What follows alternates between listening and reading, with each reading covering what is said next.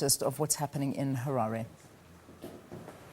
Good morning, Leanne. In just about half an hour, we will be hearing from the African Union Observer Mission led by the former Nigerian President Olusegun Obasanjo. And later on in the day, the SADC Observer Mission will then give us their findings on whether these elections were free, fair or credible. Remember that the world has said that, or the Western nations have said that they will take cue from what SADC says in terms of these elections to decide on future relations with Zimbabwe. Already we've heard from ZANU-PF that is claiming over two-thirds of the to win over two-thirds in terms of votes. They are saying that they are seeing numbers last seen from the first democratic election in 1980, and they're expecting that after these elections, sanctions that were imposed on them will be lifted and they will be able to rejuvenate the struggling economy. Of course, worries about what happens now because the MDC has already disputed the elections,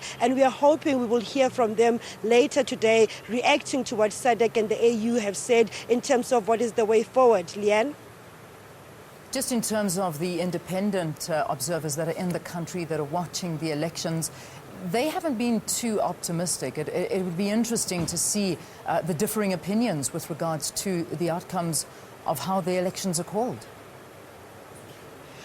Indeed, Leanne. Just earlier we heard from the Crisis Coalition of Zimbabwe, where they are claiming that over 750,000 voters were turned away from polling stations across the country because of that chaotic voters' roll, and that people did not have access to it before going into the elections. They are saying that these elections did not reflect the will of the people siding with the MDC. But we've also heard from other observers that are saying that yes, there were problems on the day, but this is, in terms of the overall picture, it was a credible election, and urging all political parties to actually accept it. So those differing views, but everybody saying that, everybody arguing the various points about whether they should be accepted or not.